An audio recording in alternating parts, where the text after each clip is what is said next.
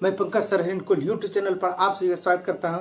यदि आप बीपीएससी प्रधान शिक्षक की तैयारी कर रहे हैं तो ये वीडियो आप जरूर देखें एवं अन्य प्रतियोगी परीक्षाओं जैसे रेलवे आदि के लिए महत्वपूर्ण होगा। आज हम लोग वृत्तों से संबंधित पूरी जानकारी लेंगे। तो चलिए देखिए, हिसाब बनाने से पहले थोड़ा सा हम लोग इसमें बेसिक जानकारी ले लेते हैं, उसके बाद तो हिसाब बनाने में मजा आ जाएगा। तो देखिए, सबसे पहले हम लोग वृत्त समझते हैं कि वृत्त आखिर किसको कहते हैं। देखिए, वृत्त जो है किसको कहते हैं, तो समतल में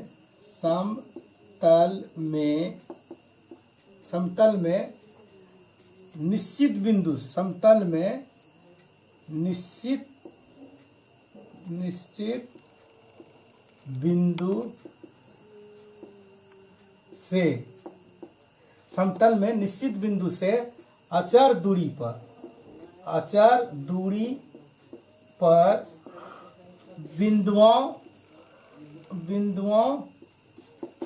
बिंदुओं के समुच्चय को वृत्त कहते हैं। क्या कहते हैं?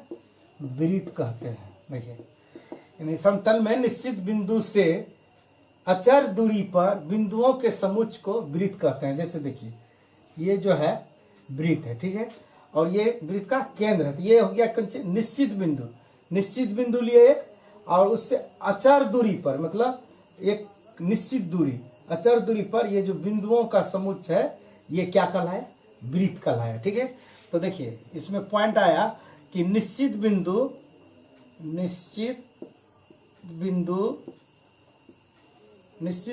वृत्त का क्या है? केंद्र कहलाता है। वृत्त का केंद्र, निश्चित बिंदु वृत्त का क्या है? केंद्र कहलाता है। अचर दूरी जो है, अचर दूरी वृत्त का त्रिज्या है। क्या है? वृत्त की त्रिज्या है।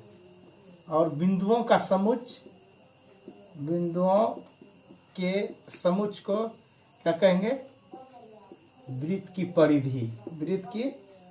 परिधि कहेंगे। ठीक है, देखिए निश्चित बिंदु वृत्त का क्या कहलाएगा? केंद्र कहलाएगा। ठीक है, अचर दूरी, यहाँ से जो है अचर दूरी, ये मान लीजिए अगर 5 सेमी है तो ये 5 सेमी हमेशा रहेगा। ये 5 सेमी क्या रहेगा? हमेशा रहेगा। 5 सेमी पर जो है, अगर इस यहाँ से यहाँ तक 5 सेमी है तो 5 सेमी पर ही बिंदुओं का जो समुच्चय बनेगा तो वो क्या कहलाएगा? ये कुल मिला क्या कहलाया? वृत्त कहलाया। और बिंदुओं के समुच्चय को क्या कहेंगे? वृत्त की परिधि। देखिए ये जो है ना बिंदुओं का समुच्चय, ठीक है, ये क्या कहलाएगा? वृत्त की परिधि। तो आप समझ गए, ये क्या कहलाया? वृत्त का केंद्र। ये क्या है? वृत्त का केंद्र। ये क्या है? वृत्त की त्रिज्या है। क्या है?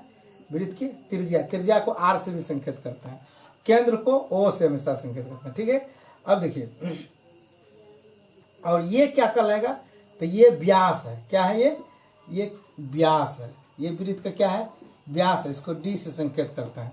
ठीक है, देखिए क्या क्या आया, मतलब जो है ये केंद्र है वृत्त का, ये क्या है? त्रिज्या है वृत्त का, ये क्या है? व्यास है। और ये क्या कहलाएगा? वृत्त की परिधि कहलाएगा। ठीक है, तो अब ऐसे आप त्रिज्या आप समझ गए। त्रिज्या वही अचर दूरी जो है ना वृत्त की क्या कहलाता है? त्रिज्या कहलाता है। या आप ऐसे भी कह सकते हैं, त्रिज्या क्या है? तो केंद्र और वृत्त के एक बिंदु को मिलाने वाले रेखाखंड को क्या कहेंगे? त्रिज्या कहेंगे। अब व्यास क्या कहेंगे? वृत्त के दो बिंदुओं को केंद्र होकर मिलाने वाले रेखाखंड को क्या कहेंगे?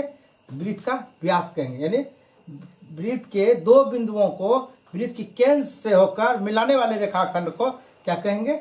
व्यास कहेंगे। ठीक है, यहाँ तक आप समझ गए। ये बेसिक थोड़ा सा है, बेसिक को समझ लेने से फिर हिसाब बनाने में बिल्कुल जो है आसानी होता है। तो देखिए यहाँ तक समझ गए। और देखिए एक चीज और, क्या क्या देखें इसमें? व्यास देखें, त्रिज्या देखें, केंद्र देखें, वृत्त की परिधि देखें, और आप ये 2 चीज देख लीजिए। देखिए ये तो वृत्त हो गया।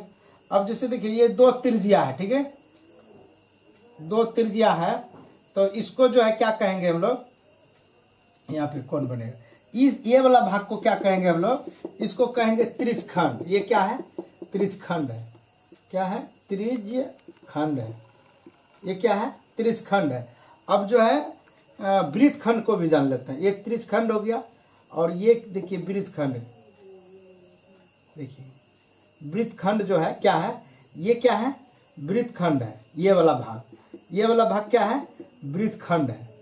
हाँ, ये वाला भाग क्या है, वृत्तखंड। तो वृत्तखंड देखिए दो वृत्तखंड बन रहा है।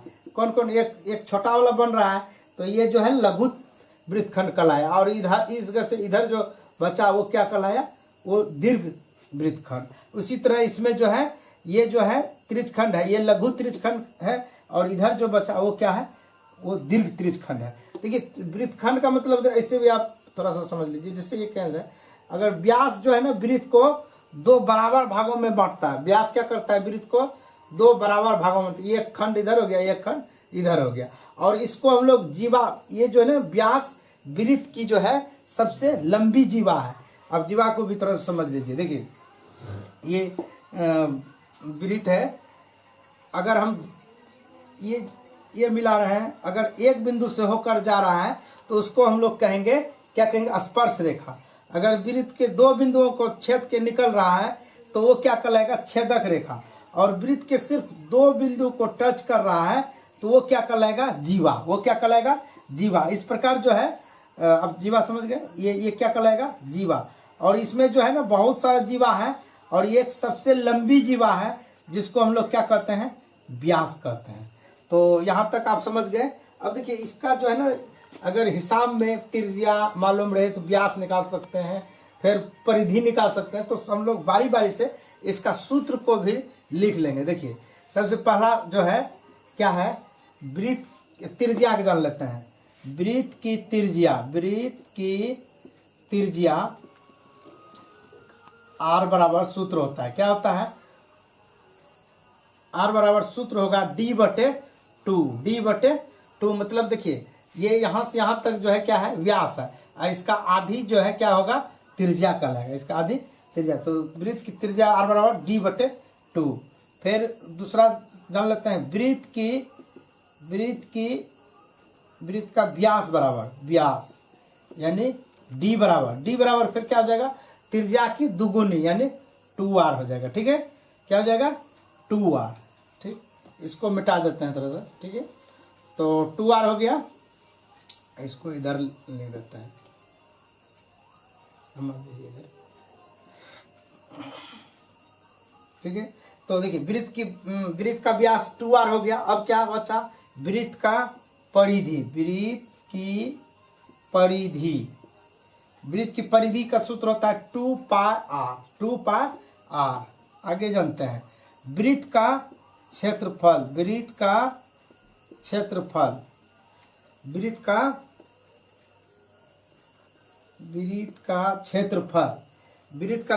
का सूत्र होता है, वृत्त का क्षेत्रफल का सूत्र होता है πr²।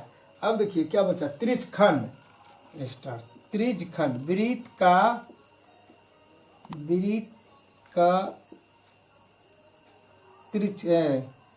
क्या है, त्रिज्यखंड ना, तो त्रिज्यखंड यानी त्रिज्यखंड का क्षेत्रफल। त्रिज्यखंड का क्षेत्रफल का सूत्र होता है, क्या होता है, θ/360 गुना πr²। ठीक है, उसके बाद एक और जान लीजिए, इसमें एक बेस लिखिए, ये जो है ना, ये पूरा मिला के ये क्या कहलाया, ये त्रिज्यखंड। एक यहाँ पे ये भी है, ये क्या कहलाएगा, चाप है। ये एक चाप है और इस चाप की लंबाई निकालना है, तो इसका ये क्या कहलाया, चाप की लंबाई यहाँ से यहाँ तक हो गया। इस त्रिज्यखंड के लिए जो है संगत चाप की लंबाई। तो चाप की लंबाई का सूत्र होता है, चाप की लंबाई बराबर सूत्र θ/360 गुना 2πr। एक और सूत्र बच गया, वृत्तखंड। तो वृत्तखंड आप भी यहाँ देखे थे, ये क्या कहलाएगा, वृत्तखंड। देखिए ये जो है ऐसे पूरे मिला के ये क्या है, ये त्रिज्यखंड है। और ये वाला भाग क्या कहलाएगा, वृत्तखंड। ये वाला क्या कहलाएगा, वृत्तखंड। वृत्तखंड का सूत्र होता है, वृत्तखंड का क्षेत्रफल बराबर, देखिए वृत्तखंड का क्षेत्रफल निकालने के लिए क्या करना होगा, ये त्रिज्यखंड का क्षेत्रफल में जो है इस त्रिभुज का क्षेत्रफल अगर घटा देंगे, त्रिभुज का क्षेत्रफल घटा देंगे तो ये वृत्तखंड का क्षेत्रफल, तो इसलिए हो जाएगा त्रिज्यखंड का क्षेत्र बराबर त्रिज्यखंड का क्षेत्रफल घटा त्रिभुज का क्षेत्रफल, घटा त्रिभुज का क्षेत्रफल। ठीक है, आप देखिए इसमें से जो है हमको लगता है कि देखिए आप एक बार एक नज़र से फिर इसको बढ़िया से देखिए क्या है। पहले पहले जो है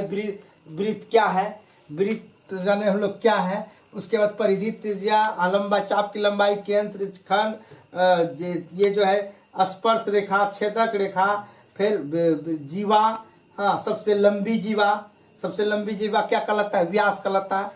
इसको जो है व्यास जो है क्या करता है, वृत्त को दो भागों में जो है बांटता है। फिर वृत्तखंड देखें, ये सारी बेसिक जानकारी है जो आप इसको अगर एक दो बार बढ़िया से देख लेते हैं तो समझिए हिसाब बनाने में तो मजा आ जाएगा। हाँ चलिए अब हिसाब को हम लोग देखते हैं। किसी वृत्त की त्रिज्या 14 सेमी है तो वृत्त का व्यास क्या कीजिए। देखिए कितना आसान है वृत्त का, आप बेसिक में सब सारा चीज समझिए। इसमें व्यास करता है निकालने में, यानी डी बराबर, तो डी बराबर क्या होता है 2r। डी बराबर क्या होता है 2r, फॉर्मूला देख लीजिए 2 गुना r, r देखिए कितना है 14 सेमी, तो 14 ने 28 सेमी। देखिए ऑप्शन ए में है तो ऑप्शन ए सही हो गया।